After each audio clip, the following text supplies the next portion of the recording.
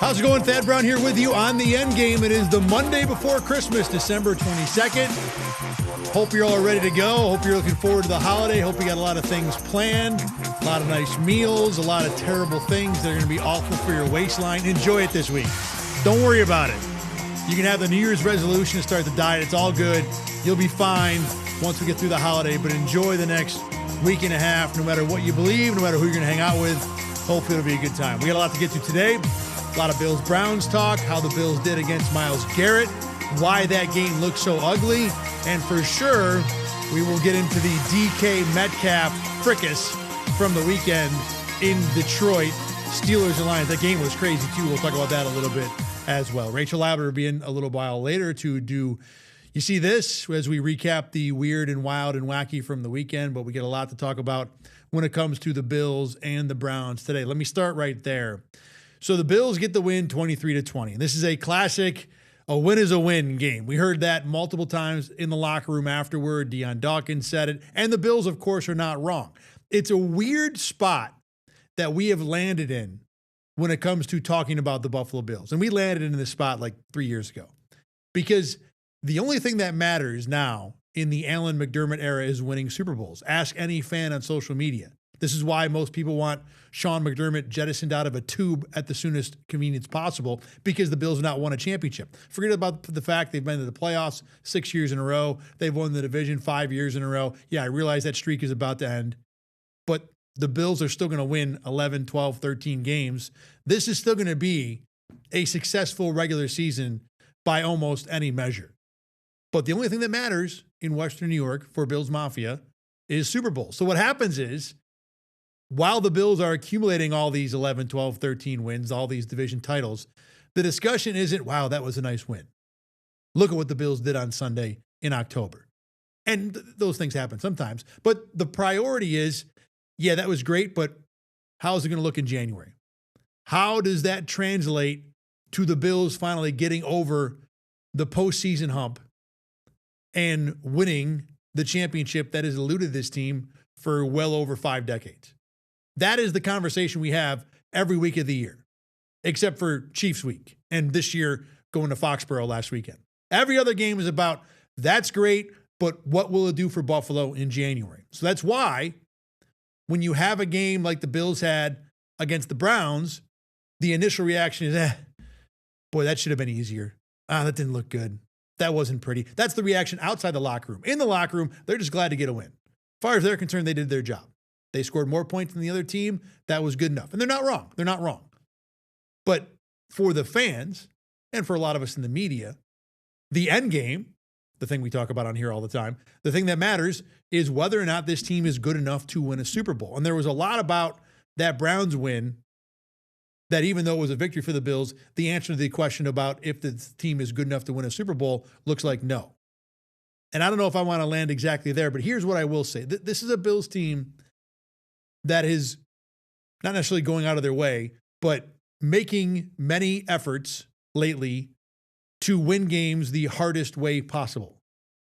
They got down by 21 last week against New England, came back to win. They got down by 10 at home against the Bengals in the fourth quarter, came back to win. They were down at the half on the road at Pittsburgh, came back to win. And now in this game, they didn't have to come back to win, but they got up by 13 and seemed like they were rolling, and then played around with their food, and the Browns had a couple opportunities to steal that game late. So this has not looked pretty for 60 minutes at least for multiple weeks. And there are easy reasons why. This is not a mystery. It's the same things we've been talking about all year. The Bills don't stop the run. They were the first team all year yesterday to give up 160 yards to the Browns on the ground, and their best running back got hurt in the first half. So this is not, as we've talked about many times, a run D that's going to scare anyone. The other thing that stuck out like a wild sore thumb all day yesterday is how ineffective the Bills' receiving core continues to be. Buffalo does not have T. Higgins and Jamar Chase or anyone of that ilk. Khalil Shakir is a dependable, solid receiver. He'd be a great number 3 in Cincinnati. But as the number 1 on this team, it is tough sledding for him. Dalton Kincaid, still probably battling an injury, maybe limited snaps in this game. He's probably the Bills' best downfield threat, and even he would be best as a really, really good complementary piece. So the Bills just don't have the players down the field to win on any sort of repeated basis. And what you saw repeatedly against the Browns was Josh Allen dropping back and having nowhere to go with the ball and having to find a way to make something up on his own, except for a few rare occurrences where players did get open. So this is not a mystery of what this team is. This is not waiting for something to change. We know who the Bills are going to be all the way through January this year. They're going to be bad stopping the run, and they're going to be bad down the field. The good news is the Bills have found in the last 4 weeks and all year long ways to work around that. First of all, they've got the ultimate get out of jail card when it comes to Josh Allen. There have been multiple games this year where he has made any sort of number of plays where the average quarterback wouldn't even come close to being able to imagine what Josh Allen is doing, let alone executing it. He wasn't really good in this game. Maybe the foot injury was a part of that. We'll talk about it later. But regardless, you think about the question about whether or not the Bills can be successful in January. Josh Allen makes a lot of things that go wrong end up right.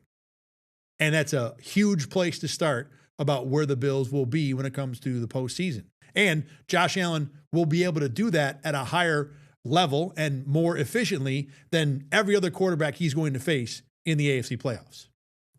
In addition, the Bills have a run game on offense that from time to time can absolutely steamroll teams, can take over games. And in this game, it happened in the first half. Didn't happen in the second half, but the Bills got a half at least where the ground game owned Cleveland, put up 3 touchdowns, easy as pie, and Buffalo at least scored enough points to give themselves a bulge they were able to sit on the second half and win the game.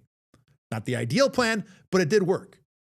And if you go back to the Pittsburgh game, obviously that was a game where the Bills ran for 250, dominated start to finish. That is in the bag for this offensive line, this offense, and this running back to just dominate games to where the run D being bad doesn't matter and the receivers are irrelevant because the Bills are just moving the ball on the ground all day long. The third development, or the third part of this that makes you optimistic about this Bills team, is that there is a growing number of players who, while they may not make plays or be impactful every single week, are showing that on a particular day, they can be the difference in turning a game around. Again, you go back to the Pittsburgh road game. Joey Bosa, sack fumble, touchdown by the defense, Christian Benford, the return, and then an interception. And all of a sudden the Bills go from trailing to in total control of a football game. The next week against Cincinnati, Benford, pick 6, followed by the deflected A.J. Epinesa interception. And the Bills suddenly go from on the brink of losing to in total control of a football game. Against the Patriots, it was more the offense, Josh Allen and James Cook being able to just dominate possession. But the defense as a whole, they covered real well. Trey White had a good game and an interception. Max Hairston was good enough. Taron Johnson had a good game. And in this one, it was number 1, Greg Rousseau, with 2.5 sacks, including a sack and a half on the last 2 possessions of the game where the Browns were down 3 with the ball. On top of that, he had a pressure that really should have been a sack, but went for an intentional grounding. And we'll talk more about Rousseau a lot here in a minute. But now the Bills, that's another guy that the Bills have on their defense that you may not see him every single week, but you know it's possible when the Bills get to January, and if they need someone to make a play to save them from the other flaws they have on their team, Greg Rousseau is a guy who has proven he can do it. Along with Benford, along with Bosa, along with Trey White, along with the pass defense as a whole in general. And then in this game, on top of that, Cole Bishop. We'll talk about this in a little while too. The play he makes to stop the screen that had busted out, where it was just him against an offensive lineman and a running back, incredible play. Jordan Poyer in this game, interception, tackle for a loss, half a sack, led the team in tackles. The TFL was a play that stopped the Browns' drive that was 3rd and 3 in the red zone, forced a field goal instead of a touchdown, preserved the Bills' lead. That's another guy who has stunningly, in Poyer's case, considering how old he is and what his career has been like the last few years, become someone the Bills can depend on to win a game. So even though they have these major flaws, even though they're winning these games in agonizingly slow ways for their fans, they've still won 4 in a row. They've still done it while the run defense has not looked good just about every week. They've still done it with next to no contributions from their receivers. They're benching guys who they wanted to start at the beginning of the season, and they're still winning games. And you can't dismiss this 4-game winning streak as a soft schedule. 2 of the teams they've beaten in the last 4 weeks are almost certainly going to win divisions and be in the playoffs. A third team, the Bengals, they're not a playoff team, but if you were going to rank the other 18 teams that'll miss the playoffs 1 through 18, they're probably in the top 3 at minimum. So these are not, it's not like the Bills are beating the Raiders, the Jets, and the Saints. These are good teams. To be fair, look, if you rank the playoff teams 1 through 14, Pittsburgh is probably going to be 14, but they're still one of the playoff teams. They just beat a Detroit team that I think a lot of people still believes is pretty good on the road. It was weird at the end, but for the most part, the Steelers controlled that game. So this is not a 4-game win streak of playing the worst of the worst. This is a 4-game win streak against teams that can walk and chew gum at the same time. And the Bills have used this formula of, yeah, our run game ain't going to be good, and we're going to struggle to find anything down the field, but we can still beat you. We can still beat you even if you're ahead of us by 3 touchdowns, even if you're ahead of us by 2 scores in the fourth quarter. Does this mean that Bills fans should go and find hotel rooms in San Francisco for the first week in February? I wouldn't go that far. But I think it does mean that even with these flaws that we have talked about all year long, that we have harped on, that has been the focus for the most part of the large chunk of Bills Mafia angst, the Bills are still finding ways to win. And they're getting confident in it. They're getting practice at it, which can help down the stretch. The fair question that anyone is going to ask, and I'm asking it too, is it's one thing to do it when you get a Browns-like breather in there, when you get a defense like the Bengals in there, to where, yeah, these aren't the worst of the worst teams, but these aren't the 3 teams or the 4 teams the Bills are going to face in January. And it's a fair question. And it's why you question if this team has the gas to get all the way to the Super Bowl. But I think overall, these last 4 weeks taken as a whole are more encouraging than discouraging. Would actually be a good roundtable question for BKL Nightly tonight at 8:30. We'll probably, myself and Rachel Liebert, we'll talk about that today. But I would land in the encouraging side because it's multiple parties and because I think the Bills, even if part of the identity is understanding what the Bills don't do well, I think the Bills are getting comfortable with who they are. They're certainly winning with it. And they got another test coming up this weekend with the Eagles, a team that's, I think, more talented than everybody Buffalo's faced in the last 4 weeks, but not necessarily a better team. Certainly not better than the Patriots. The vibes out of Philly are terrible. Just based on vibes alone and being at home, I would give the Bills a huge opportunity to win this game. But what the Bills have done the last 4 weeks, to me, leans more on the positive side when you talk about that question that we began the show with, which is, what is this going to look like in January? I think that the Bills at least know how they have to get around the issues they have to winning games. Can they do it 3 weeks in a row? I'm not sure. It's hard for me to land on yes for that. But on any one particular game, they can absolutely do it. And the teams they're going to face in January, like I said, don't have the trump card at quarterback that the Bills are going to have. Don't have the overall roster to where you feel like the Bills can't win this way. They just did it to New England. And New England might be the 2 seed in the conference. Now, Jacksonville's playing better. I can understand Bills fans being worried about them. That 34 points they put on Denver yesterday, that's a statement game. I have not been a believer in the Jags before that week. I don't know how you don't believe in them now. I still wonder about Trevor Lawrence. I still think he's inconsistent enough to not be trusted in a big spot. But with Jacoby Myers, the passing game is rolling. Bretton Strange is a legit tight end threat. Travis Etienne out of the backfield has always been an issue. Their defense, certainly with Josh Hines-Allen, is enough of a threat to be a good complement to a good offense. So you talk about the Bills say all the time, We want to be playing our best ball at the end of the year. The Jags are doing that right now. Are they peaking maybe a touch too early? We'll see. But they do look like a better team. And when you handicap this playoff field, I, like most of the rest of you, don't look at the teams that are going to be the 1 through 4 seeds. I just had this conversation on X. Someone said, I think this could be the year the 5, 6, and 7 seeds all win first-round games. You can see it. The Bills, Chargers, and Texans. Chargers and Texans have 2 really good defenses themselves. The Texans probably have the best defense in football. I've been saying for weeks, Houston's defense plus Nico Collins might be enough to go to a Super Bowl. And if that's what we're talking about, then absolutely Josh Allen and this run game are enough to go to a Super Bowl. So we'll see if the Bills can keep it going this way on this formula. We talked about Greg Rousseau being a guy who stepped up, and it was a huge game for him because this is obviously someone the Bills signed to a long-term contract in the offseason. He's someone that had continued to improve week after week after week, year after year. One of the things I've always been most impressed by Greg Rousseau is that from year 1 to year 2, 2 to 3, 3 to 4, he's always getting better. He's always adding something. He's always improving what he was working on the year before. This year, really haven't seen it.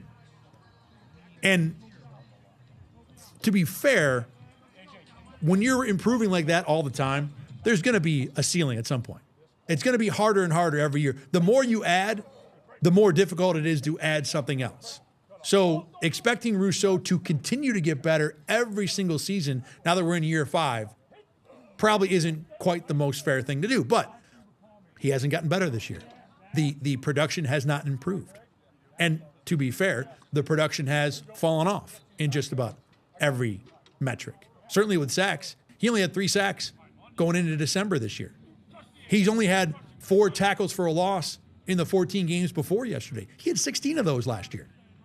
So this isn't just pass defense production decreasing. It's run defense production decreasing. I will tell you, someone who watches the film, he's still a pretty good run defender. One of the better edge run defenders in the NFL. But the numbers are not matching up with that. And for sure, the pass rushing numbers were not matching up.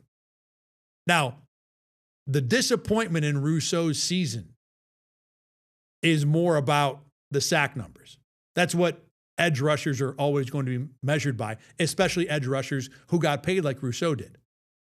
I will tell you that play to play, week to week, Rousseau has been better than the sack numbers that were 3 going into December, 4 going into yesterday's game through 14 games. That the underlying stuff, what I see every week, there's a push there. There's a threat there. Not a 10, 15 sack threat, but better than 4 sacks.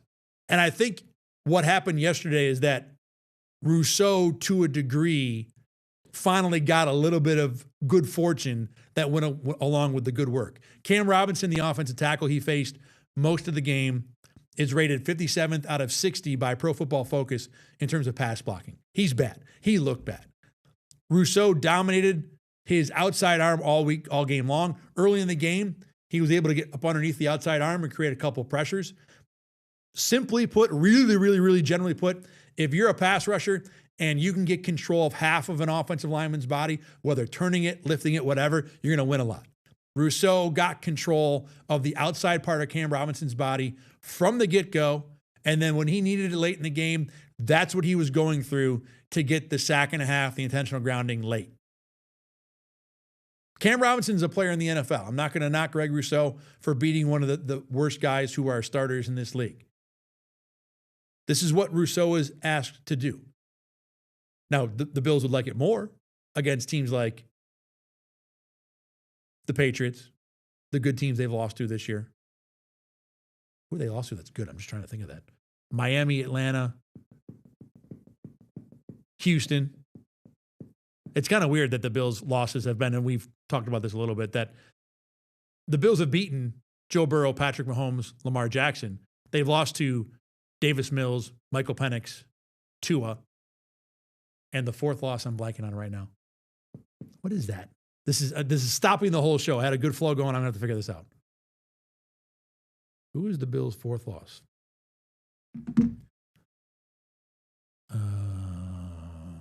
Someone at home is like watching this and thinking, how do you not remember this, Dad?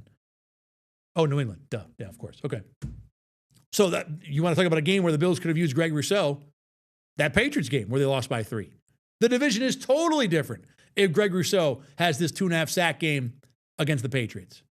And that is the disappointment with this season. But at least in this Browns game, again, you saw the potential that Rousseau can be someone who can take over a game, who can finish off games at the end. And again, like I said, more encouraging than discouraging. Bills haven't gotten a lot of it, obviously, because he only had 4 sacks before that game and had 2.5 in that game. And even the sack he had last week against New England was escorting Drake May out of bounds for a gain of 0. One of the worst stats in the NFL is that they allow, if a quarterback scrambles and doesn't gain any yards, then that's a sack. So you'll see a lot of guys who will get sacks.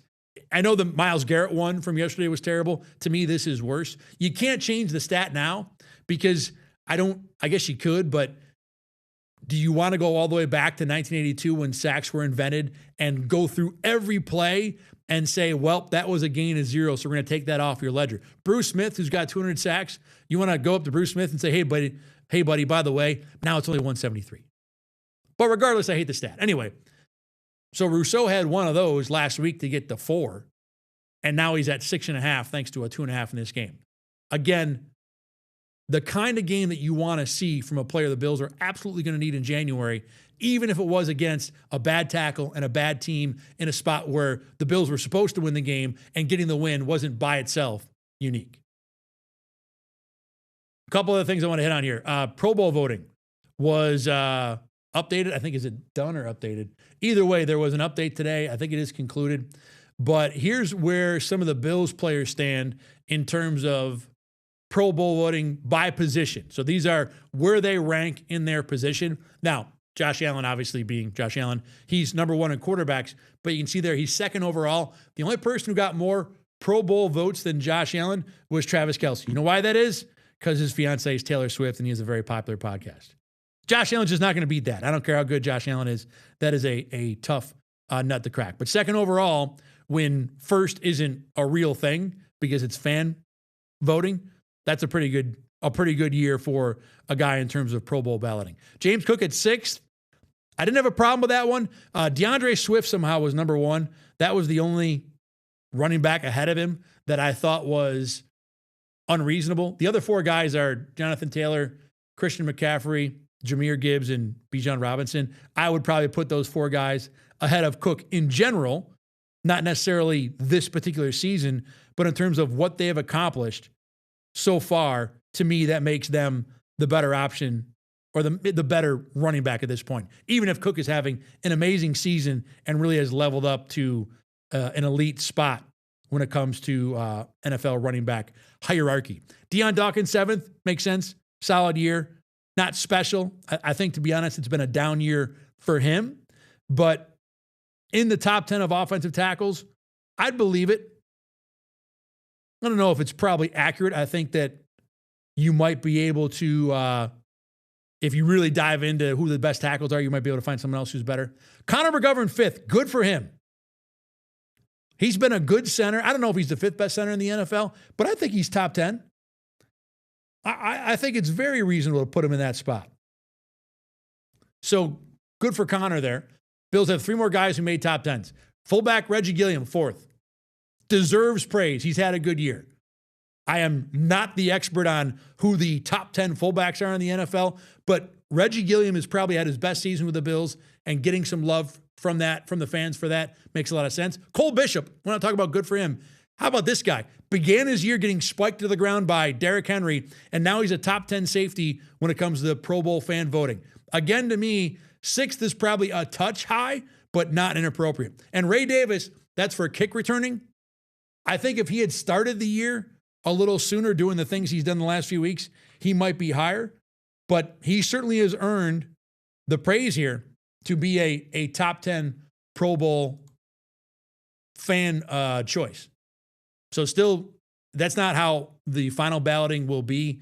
I believe the way it works is coaches and players get to weigh in, and then either coaches in the league. So there'll be a lot more to go when it comes to Pro Bowl fan balloting. But Those all make sense to me. Joey Bosa maybe could have gotten an argument for a top 10. The Bills, none of the linebackers or defensive tackles should figure in. David Edwards, I've talked about him a little bit. He should be getting more love as a guard. But again, when you've only got the way this voting worked, it wasn't left tackle, right tackle. It wasn't left guard, right guard. It's just the top 10 guards in the league. I don't think David Edwards has enough notoriety to be one of those, but he has had a really good year, and I'd probably put him pretty high on that list. If they had a spot for a blocking tight end, Jackson Hawes would be number one. But they don't. So Pro Bowl will be happening this year, Super Bowl week in San Francisco. Remember, it's just the Pro Bowl games. They don't really play an actual football game anymore. It's more about the honor. A couple other small things I want to get to from that game yesterday. We talked a little bit about the Cole Bishop play. And if you remember, it was fourth quarter. Browns were down 23-17. This is the field goal drive. And they hit one of the two screens that really were just out the gate. Great calls, hitting a Bills defense when they're blitzing at the perfect time. So Bishop ends up in this spot where he is on his own against an offensive lineman with a running back behind. I can't tell you how hard a play this has got to be for a safety. So you're out there all alone. You got no help. Max Hairston's kind of in the vicinity, but he played this pretty bad. He was in man coverage, and then when he turned around, easily gave up some leverage to a blocker. He's traffic, but he's not really helping. For Cole Bishop to be able to get around an offensive lineman and make a tackle on a running back who is actively trying to set up the block. This is, if the running back gets around Bishop, it's a touchdown. Almost, maybe not certainly, Harrison's going to have a chance. It's got a good look at going for 6. And Bishop is able to dive around the offensive lineman and cut the legs out from this running back. This is as good as safety play gets. You can talk about being in cover one and setting up a receiver and flipping your hips in man coverage or driving on a pass. My man is by himself on an island going 1-on-2 where both guys outweigh him, especially the offensive lineman who outweighs him by about 150 pounds and is able, he's got one shot. It's got to be timed correctly and it's got to hit. Even if you just slow the running back down, it's not going to matter. He's just going to keep running, and the offensive lineman's still out there. To be able to make that play, to me, is one of the better. I don't want to go too far and say that, like, he's arrived. But you got to have a ridiculous amount of confidence, not only in your athletic ability, but your technique. I can't wait to talk to him about this during the week, about this play and how he made it. And as I said, if that goes for 6, well, now the Browns are ahead, and that game plays out totally different. Do the Bills lose? I don't know. I would imagine the offense is going to operate a whole lot differently if they had to score points as opposed to just trying to protect a lead. But the way that offense was playing, there ain't no guarantee the Bills were getting points they would have needed to win. So it's not irrational to say this Cole Bishop tackle saved the game for the Bills. His development this year has been incredible. And give Jordan Poyer credit. On my X feed today, by the way, Tyler Dunn had a long article on Jordan Poyer. And I quote tweeted it today, and you can go to my X feed, Thad Brown 7, and if you look there, you will find the Tyler Dunn piece. It's about Jordan Poyer and all the different things he's been through. It's a really incredible piece of writing for sure. Poyer has dealt with alcoholism, addiction to painkillers, losing the love for football, and what he has had to endure from a individual point of view just to survive in the NFL is an incredible read. You want to know what these guys deal with Monday through Saturday, how they exist in this world? Tyler Dunn has a great window into that. I don't think Jordan Poyer's experience is necessarily right down the middle in terms of what everybody feels like, but I will guarantee that it is not ridiculously out of the wheelhouse either. And one of the other parts of this story is talking about Poyer's influence on Cole Bishop. That Cole Bishop has been able to pick Poyer's brain all year long and probably wouldn't be able to do that even if Poyer wasn't on the field. But I got to think it helps a little bit that Poyer is out there literally going through All the same things, all the same calls, seeing the offenses, having to react, having to think everything through. I think Poyer probably does a better job of helping Bishop that way than just sitting on the sideline and watching it in a film study on Monday or Tuesday. So it's wild to think that Taylor Rapp's injury very likely has improved Cole Bishop as a safety, maybe has unleashed some of the potential that the Bills saw when they made Bishop a second-round pick 2 years ago. So I would highly recommend, if you do have Go Long, which is a subscription-based service that Tyler Dunn offers, it's a great read. You will not, I will tell you this about the Poyer part of this. You won't agree with everything Poyer says. Poyer talks about his beliefs on when aliens will reveal themselves. It's in the very near future, according to Poyer. He has very off the beaten path beliefs on what the best way is to treat yourself medically and mentally. And I'm not telling you they're wrong. I don't know. I'm not a doctor, and it's working for Jordan Poyer, and I'm glad it is, because when you read about the things he's been through to find the peace he apparently has right now, thank goodness. That is, I'm not even talking about from a football player point of view. This is from a human point of view. This is a guy I've talked with in the locker room for multiple years without understanding what he's really going through. And we talk all the time about how no one understands what any other person is really going through. And this story will give you a little more light into that. And after reading that, if what Poyer is doing right now in terms of, again, off the beaten path medical practices, medical approaches, if that's working for him, good for him. I hope it continues to work for him. I wouldn't necessarily advise it to someone I know, but it is an option that's working for him, and I think that's at least to be respected. So good story, good for Poyer helping out Cole Bishop, good for the Bills for sure, and Bishop makes an incredible play yesterday. One other thing real quick before we go to break here. So you probably remember the play where Browns running back Quinshawn Judkins got hurt, suffered. The good news for him, by the way, dislocated ankle and a broken fibula, not ligament tears. If it was ligament stuff, then you're talking about 12-month recovery. He comes back middle of next year. This is just broken bones. I'm sure it didn't tickle, but the good news for Judkins is that it's only going to be a 4 to 5 month recovery, and he should be back and ready to go for training camp, if not sooner. The thing I want to bring up, though, is that so the injury happens, and CBS comes back from a break and says, we don't want to show you the injury. It's too gruesome. And I've seen on film some looks at it. I can certainly understand not wanting to put that thing through a Zapruder level slow-mo replay. But the reason I bring this whole up is the play was a throw that the Bills knocked the ball away on and ran it back for a touchdown. It looked like it might have been a fumble. And we never found out why it was marked how it was marked. It wasn't called a fumble. It wasn't called an incompletion, which when the broadcast went to break, to me seemed like the two most likely alternatives for what that play was. It was marked as a catch and then down there where the tackle happened. I just want to tell you that I watched the replay, and what happens is Judkins makes the catch, controls the ball, makes a football move. Milano hammers him. And then when he goes down, I'm assuming because the shattered remnants of his leg were causing severe pain, when he hits the ground, that's when the ball comes out. So for anyone who is wondering why that call was made as a loss of 6 and not a fumble or an incompletion, it's because there was a catch and the ground caused the fumble.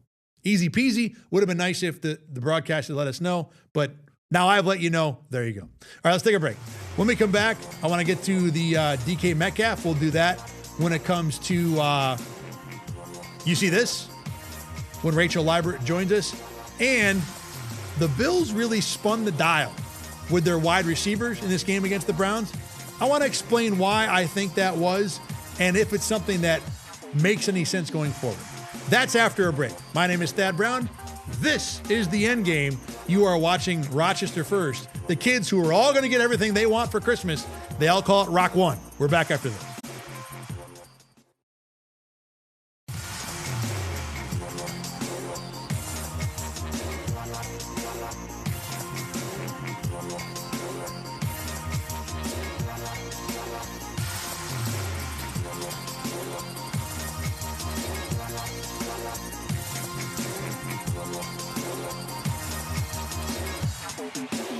Thad Brown back here with you on the Endgame. You're watching Rock One. It is the Monday before Christmas, as we said.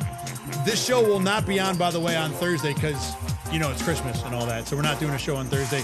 We won't do a show next Thursday either for New Year's Day. So just Mondays for the next couple weeks. We will have plenty of reaction next Monday for sure for the Bills and Eagles and where the Bills might stand playoff-wise. If you haven't seen what the scenario is, the AFC East has gotten pretty simple. The Bills have to win more games than the Patriots of the last two. That's the only – we can go through tiebreakers and why it all matters and all that stuff. If the Patriots win one game, the Bills need to win two. If the Patriots win 0 games, the Bills have to win 1. If the Patriots win 2 games, they win the division. That's how it goes. Beyond that, I think the Bills are most likely going to be a 3 seed. I want to dive into studying that a little bit over the next week. So we'll – if you want to follow me on X or whatever, or BKL Nightly, maybe we'll talk about that a little bit too. Remember, you can see BKL Nightly. Time to get the teas in. Here you go. BKL Nightly, every Monday through Thursday, 8:30 p.m. This week, as you might imagine, not Wednesday or Thursday.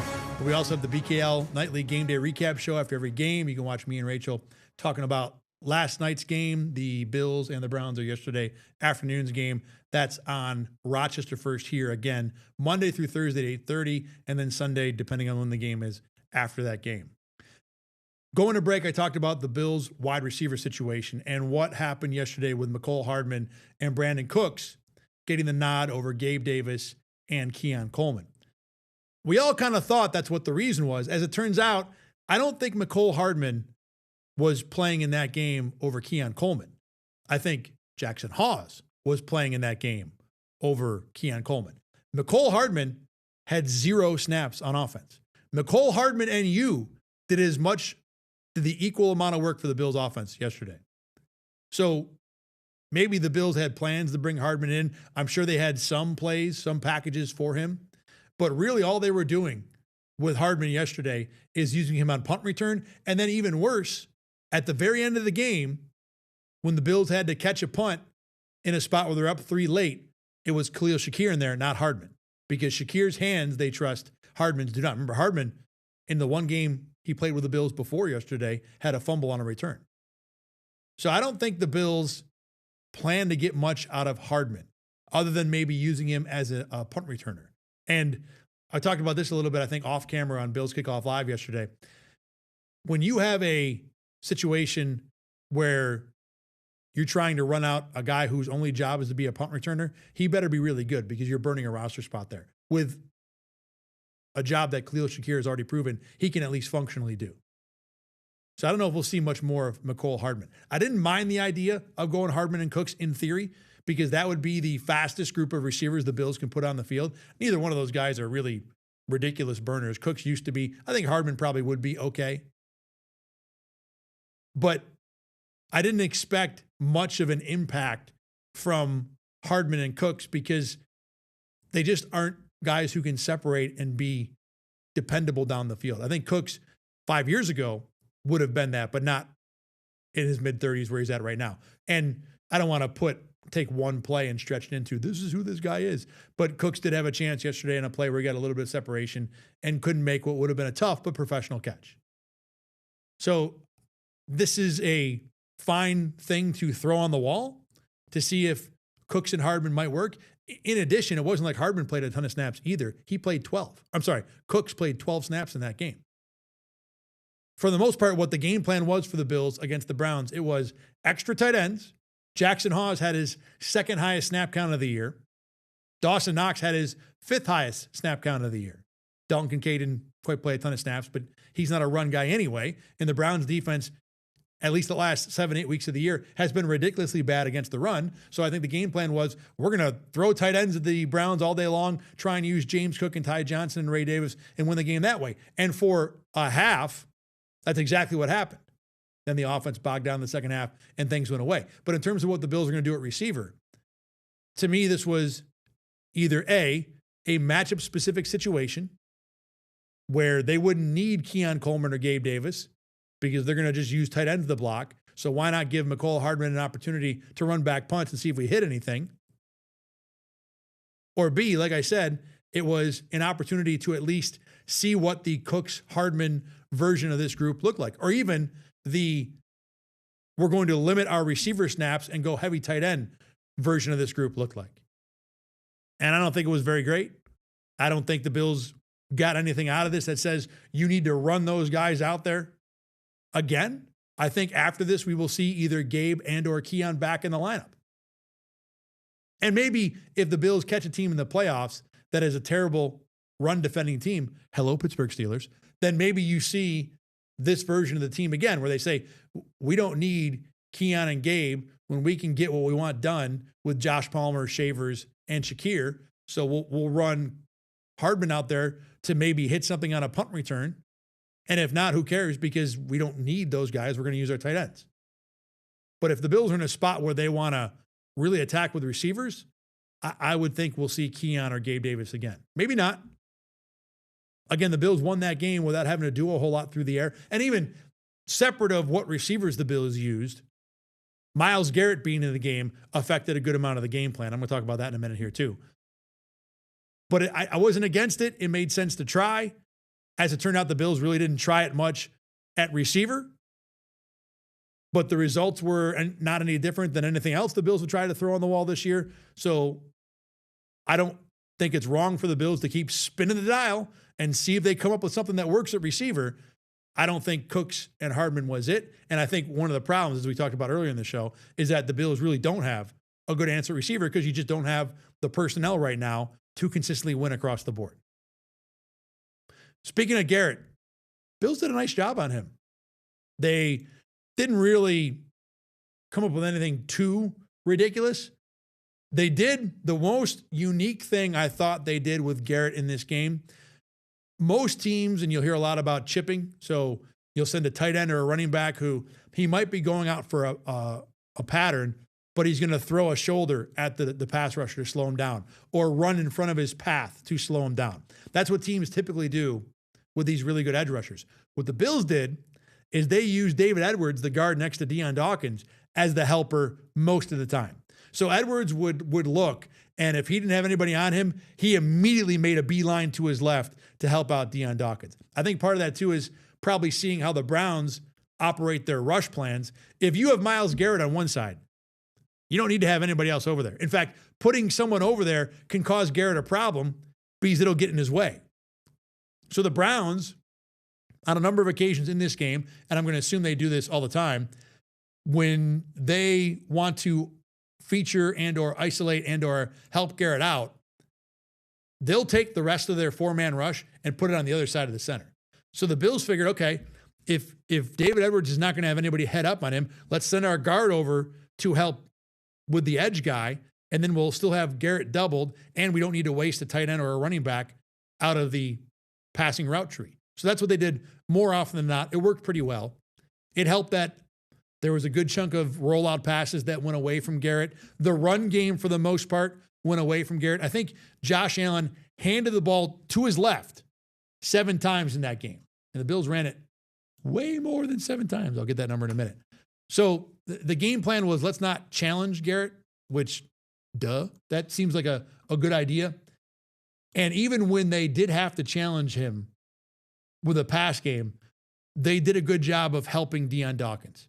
There was very few times where Deion Dawkins was one-on-one with Garrett, and even those where, okay, a run play going away, a run play where Garrett's going to come up. A lot of the running, Bills had 29 runs. So 29 runs, more than 20 of those were Josh Allen handing to the right away from Garrett.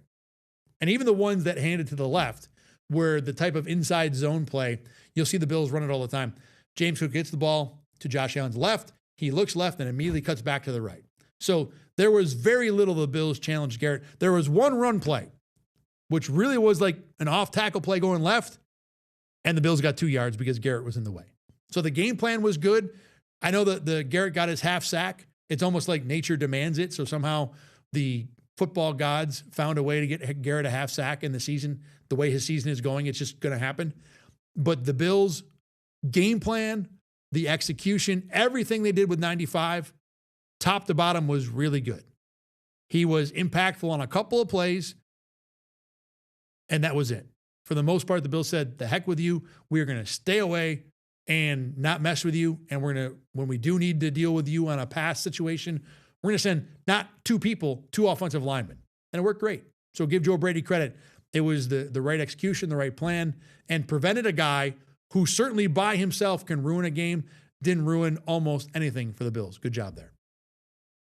The one other thing I want to get to from this game before we bring Rachel in to do You See This is I've talked with a number of people on social media about this game. And one thing I'm hearing a lot is, yeah, the game didn't look great for the Bills, but if they didn't have those drops, the Bills would have won by a lot more. And certainly the Dawson Knox drop falls into that category. That was a great throw by Josh Allen. Knox has got to catch the ball. Even he said so afterward. I don't know how much the vibe from that game changes if he makes that catch, because yeah, you win 30-10, but we all saw you struggle for 54 minutes with that game. The drop allowed the Browns one more possession to have a chance. The point I want to make here, though, is, yeah, he had a drop. Brandon Cooks had a drop. You had the play for Dalton Kincaid in the sideline where his toe was almost in bounds. Those are all things that kind of were unforced errors on the Bills' side. On the flip side, though, the Bills had 2 deflected interceptions. One they had nothing to do with, the one that bounced off the Judkins shoulder pad. Both of them were 3-point swings. The Judkins one probably takes away a Browns field goal. The second one to Daquan Jones certainly set up the only Bills points in the second half. In addition, the Browns botched a field goal attempt at the end of the first half. Now, it was going to be like 56 yards. So in the cold on that grassy tundra of a field, no guarantee it's made.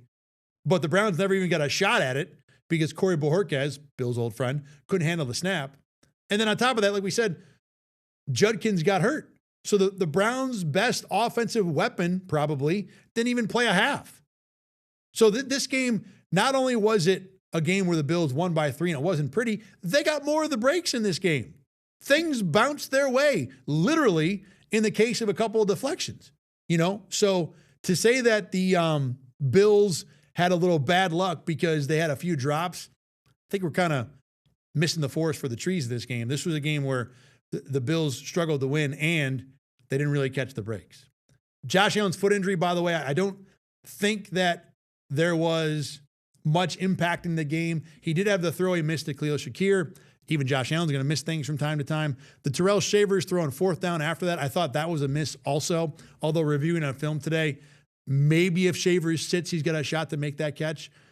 We'll see. Josh Allen is as tough as they come. And if anybody's going to play through any sort of semi-serious injury, it's going to be Josh Allen. Like, I actually thought today about what could the worst possible scenario be. Well, could it be one of those plantar fascia broken foots where guys are out for weeks and weeks and weeks? Would it stun you if Josh Allen had one of those and still played through it? It would not stun me because this guy is as tough as they come, built like a rock. But I don't think it's a serious injury. We'll find out more from Sean McDermott in probably about 10 minutes. But I think he will be okay. All right, Rachel Liebert is in. It is time for You See This. We do this every single Monday. We find something off the board, something we thought was kind of weird, kind of interesting, something worth talking about that happened in the weekend in sports. And Rachel, you have the good one this week, the one that has not just us talking, but a lot of other people too.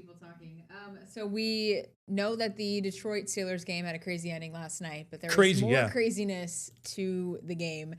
DK Metcalf seemingly got into an altercation with the fan.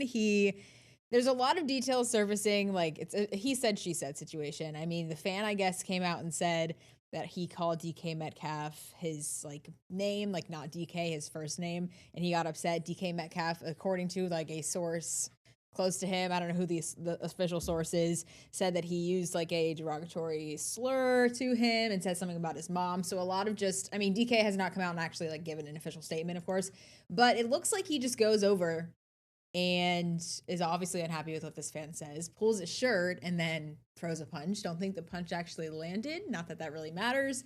But a lot of just what the heck is going on here. My take on the situation, I have a lot of opinions. But I mean, as DK Metcalf, this is a point in the season where you need to be accountable to your team. This is a very important, this is the end. The Steelers are still trying to figure out, fight for a playoff spot at this point. They still, they're at the top of the AFC North, but they're still need to make a statement. You need to be accountable to your team.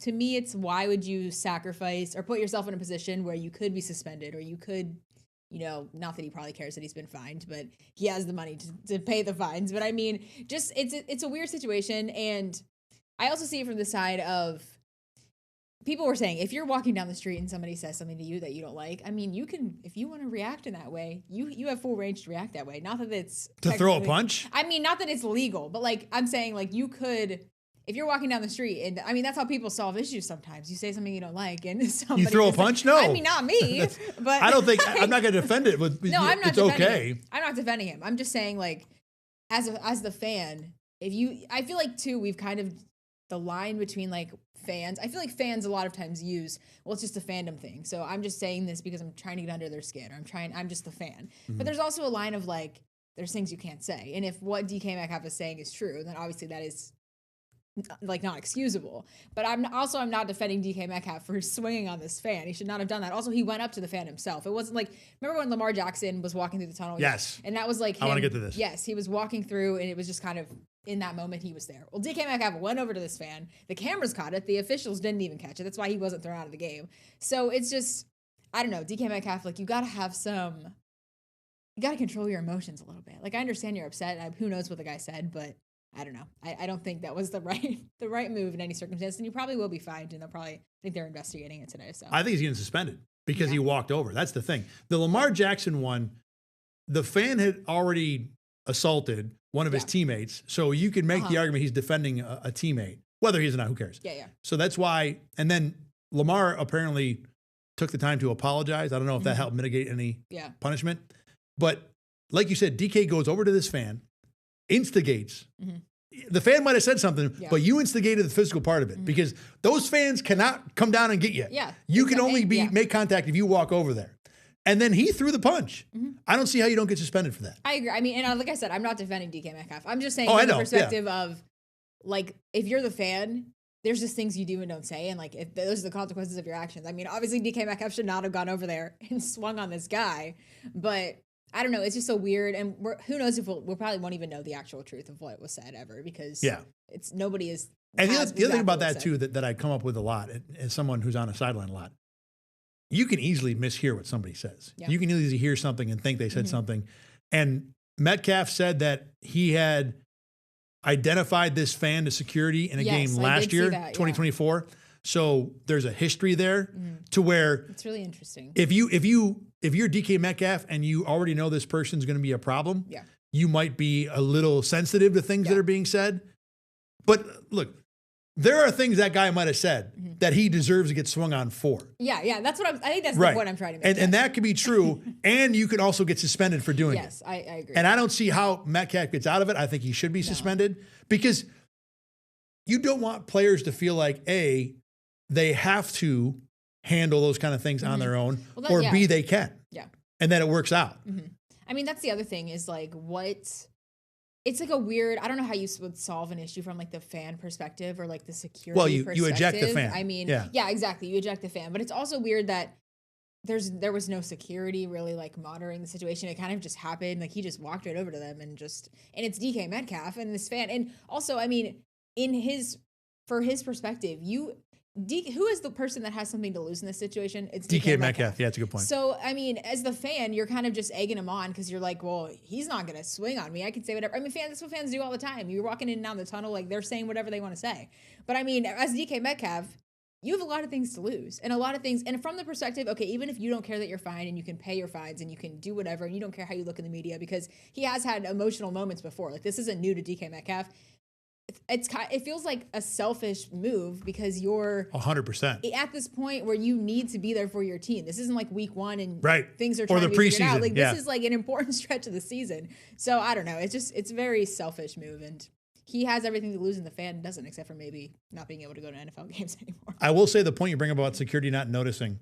Usually the way it works is there's like a security guard every 15 or 20 yards, maybe not quite that close, but. Excuse me, this looked like it was behind the end zone.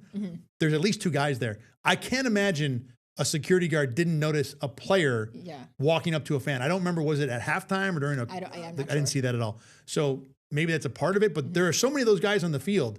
and a player being, it wasn't like he was behind the bench. He was somewhere far away. That to me, if you're in security, would stick out like a sore thumb. Yeah, you would think. I mean, it's weird. It's just so weird how nobody noticed this, and then the camera picks it up. Some camera realizes it, and then well, the CBS camera, give him credit. The broadcast camera had it. Yeah, very weird situation. Okay. All right, we got. Sorry. Yeah, it's okay. No, couple minutes. The one thing I want to get to, JMU Sports News. I don't know if you saw this. This is an X feed that follows James Madison sports in general and football in particular. Did a great job of just trolling last week. They had so much fun. One of the things you might have seen, Oregon, who JMU played and lost to in the playoff last weekend, posted a video of like highlights of their team, but they were in slow motion, kind of dramatic.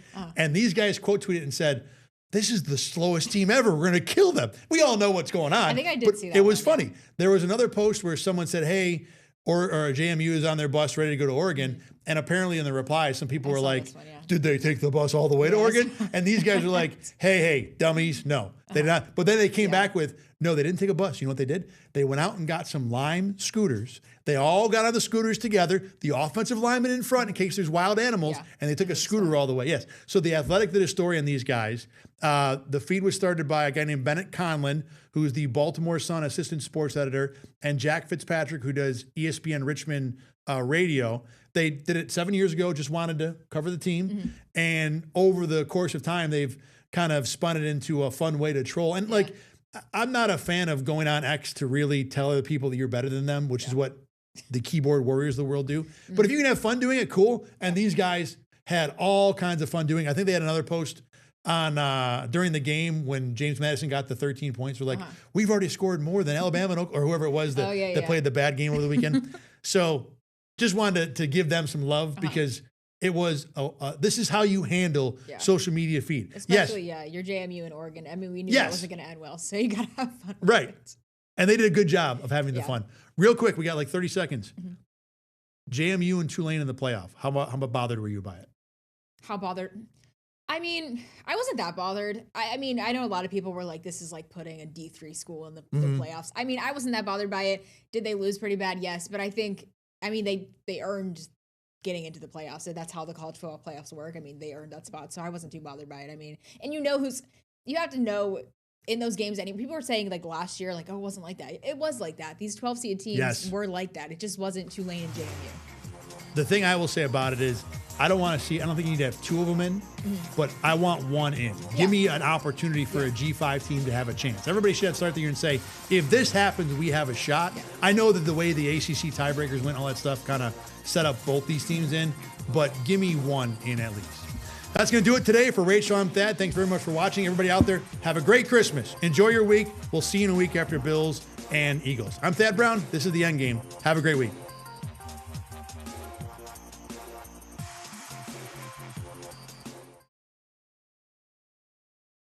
Get the Rochester First streaming app today for everything you love from News 8 On Demand, plus exclusive shows you won't see anywhere else. Search ROC and download for free on Roku, Amazon Fire, and Apple TV.